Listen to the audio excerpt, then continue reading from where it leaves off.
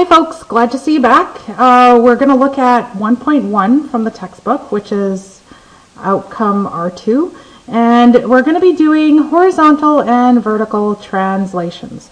So basically what that means is we're going to be moving the function or relation horizontal, which is left or right, and vertically, which means up and down. Okay? So the first thing we're going to do is we're going to start with the graph f of x equals x squared. And just so that you recall, y equals f of x. Okay, this is just function notation, just noting that we're talking about a function with x as its variable. All right, so first thing, just if you recall from previously, x squared is a parabola. It's got a point at 0, 0.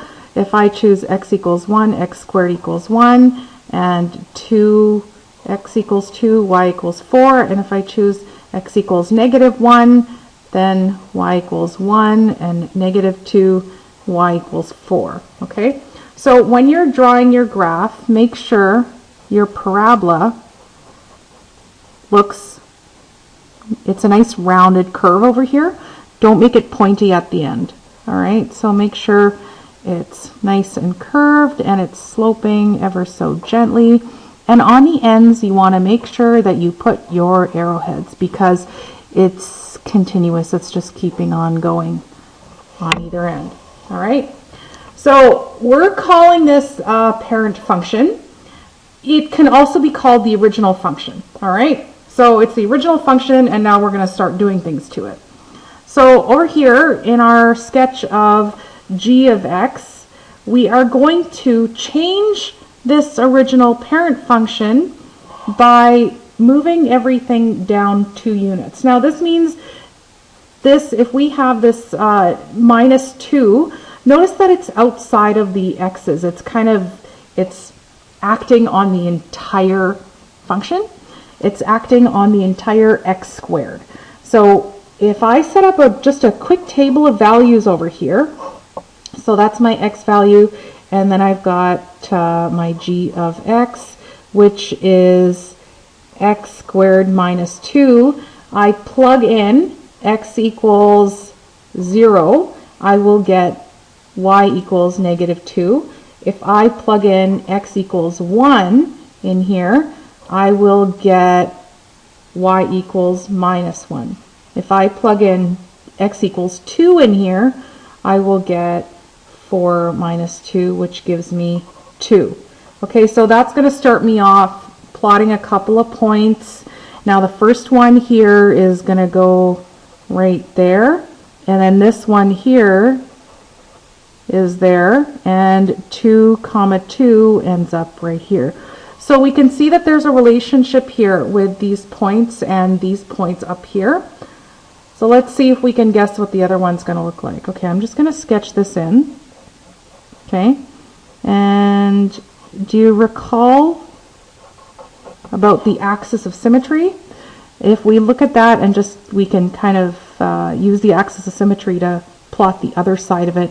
And if you want, you can double check these values, so you can plug in x equals negative 1 and x equals negative 2, and you can get those points and graph them, or you can just trust me, I suppose.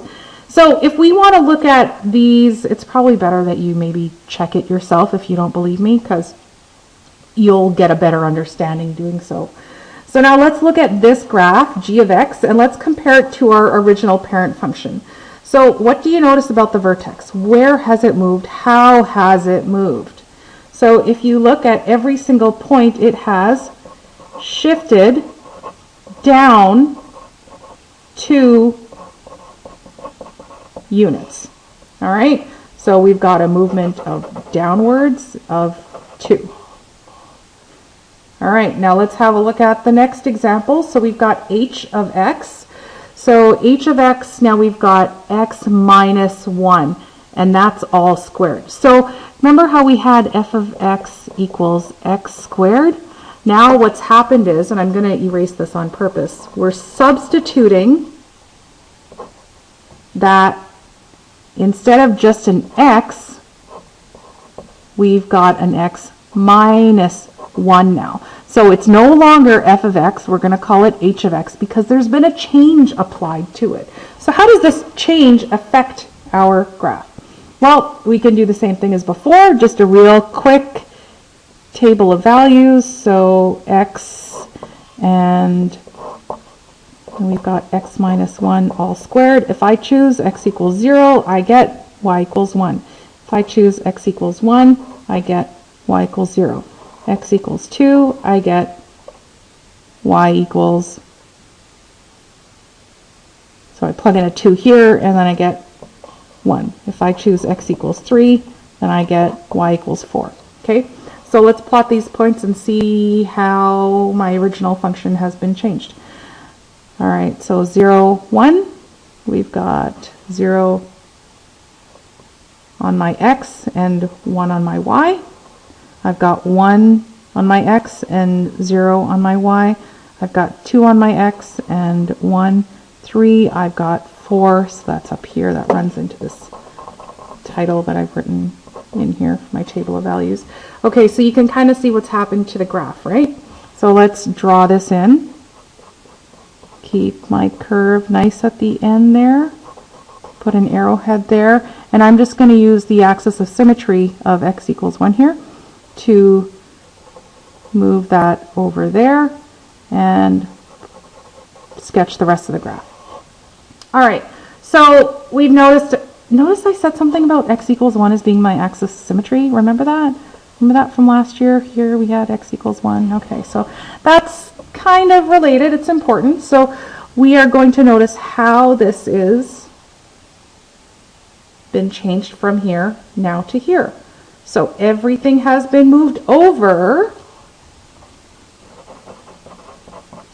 All points shifted 1 unit to the right. So we're going to say that way 1 unit. That's our shift. Okay, now let's have a look at this last example here. On this page, we have 2 things happening. So if you were to remember the whole axis of symmetry bit that we did in grade 11, what do you recall about this? Where would the axis of symmetry be? Okay, so remember the whole idea of opposite to the connecting sign, and we had this kind of discussion like that, remember? So your axis of symmetry is going to be on x equals -2, so it's going to be somewhere along here. So this is where our parabola is going to be going anchored there. Okay, so now let's actually plot this and see what happens. Well, or we could just use that information and the fact that we know this is going to be 1 unit up. So this is going to be shift 1 up. And this is going to be our axis of symmetry here. So where, if our vertex was here before and our axis of symmetry used to be on x equals 0, now it's on x equals -2, and our points are all shifted up 1. So now our new vertex is going to be right there. And then everything else moves over 1 up and 2 to the left. So this is what our parabola, our parabola is now going to look like. All right, to double check, what you could do is just prove it to yourself by setting up a table of values and choosing a couple of numbers here. You could choose +1 if you want, and see what values you get here. So for 0, you get 5, 2, 1, 2, and you get the idea. So you can see what the value for 1 ends up being way up here somewhere. Okay, so let's write down in words what happened here. So all points shifted 1 unit, make that a 1, 1. 1 unit up and 2 units left. All right. Now, our next example is going to be looking at the absolute value. So right here, we've got the graph of y equals x minus 2, the absolute value of x minus 2, I should say. So this is what we're going to start with, and just to make note, it's a good idea just to write down what the points are so we can see where they end up going. So this is now going to be our original function that we're using, and we're going to apply the transformations to this. So we're going to either shift it up or down or left or right. So according to what we just did on the previous page, this is going to be a shift left. All right.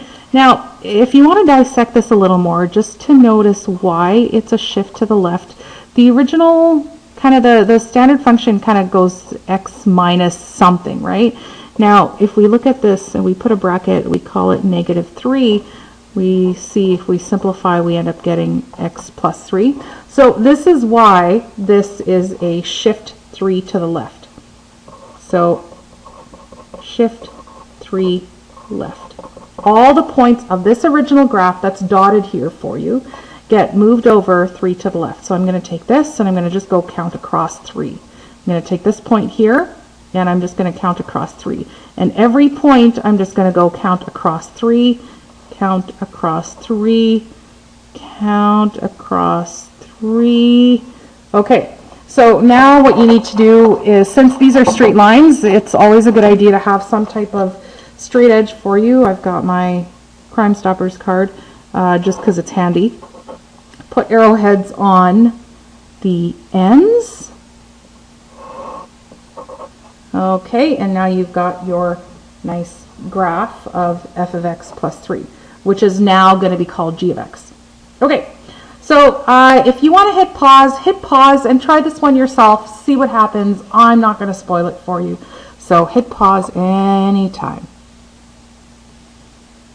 Okay, so either you hit pause or you couldn't find the pause button, or which you could just use as a space bar, or you did and you actually tried it and you notice that here this is going to be a shift of 2 units up. So everything goes up 2 units, up 2 units. Here, 2, up 2. Okay, and then you're going to redraw your graph with your ruler or straight edge, straight line. Okay, now that's your graph of h of x. Ta-da! Good job. Okay, now we're going to put both left and right or up and down shifts together, and we are going to do it all at once.